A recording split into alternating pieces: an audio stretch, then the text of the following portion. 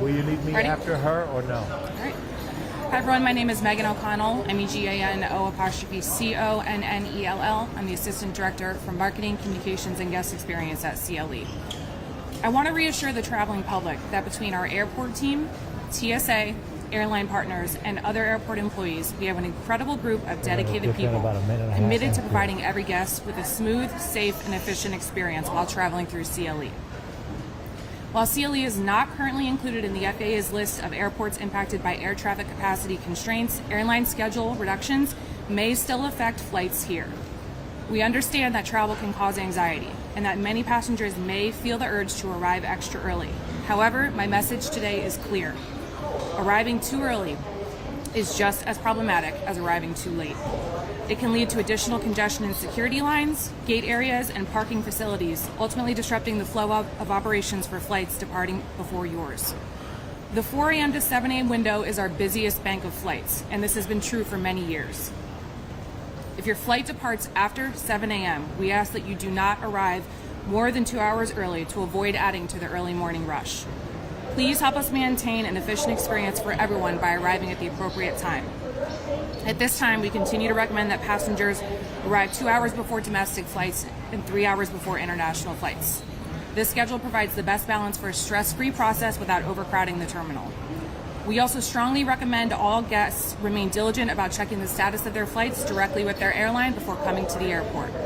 In addition, you can view the live status of our TSA checkpoints at clevelandairport.com to help plan your arrival more accurately. We encourage everyone to follow us on social media for the latest updates and information from the airport. Finally, we strongly recommend downloading your airline's mobile app for real-time updates on flight status, gate changes, and potential delays. If you have family members or friends who don't regularly use technology, please encourage them to check in with their airline or rely on you to help them stay informed before they travel. Staying up to date is one of the best ways to ensure a smooth and worry-free travel day for everyone. And happy to take questions. Something after this.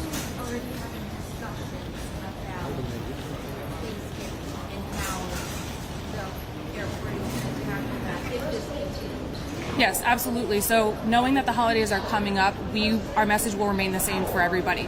We want you to prepare, but we also want everybody to stay calm and stay on schedule. The same thing will remain true, that we will have a busy bank in the morning, and we still ask 2 hours before your domestic flight, 3 hours before your international flight. No. So you all really haven't seen any impact since the government shut down 38 days ago?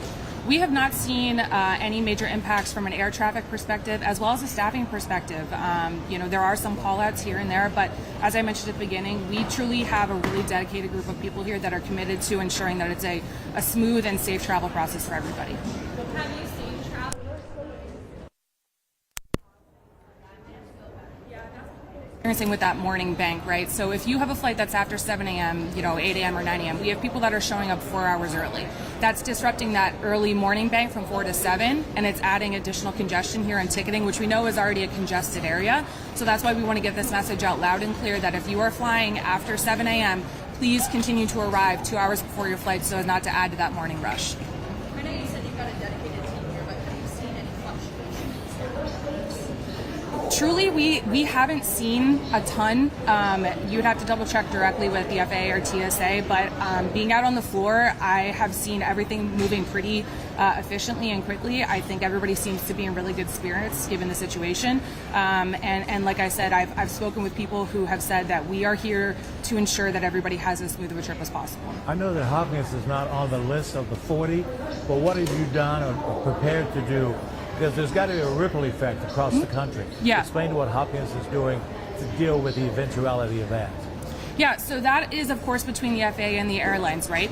We have to adjust as needed to support what is going on there. So all we can do is continue to message about timing and getting here and preparing. But again, I can't stress enough. You need to be in contact with your airline. You need to download the app. You need to sign up for the text messages, sign up for the emails.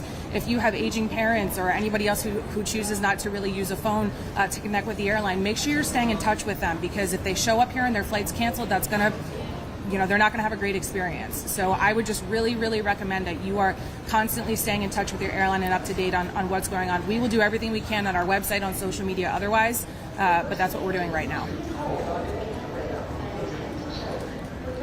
Thank you, everyone. One more question. I know that there's no way to predict whether things are going to ripple effect Hopkins, but are you advising folk to check their bags, carry in their bags with all the delays and stuff? That could be a problem. Yeah, I think that's going to depend right on your specific situation. If you have connections and other things that are going on, I would just advise everybody to look at your travel itinerary. Right, if you know that you have multiple connections and you're waiting for flights to come in and waiting for flights to go out, that you might want to come up with a specific plan for your bags. As the airport, we don't have a recommendation on that, but always call your airline and double check with them as well. They might have specifics on what they recommend doing for your specific itinerary. Okay. Thank you, everyone. Thank you.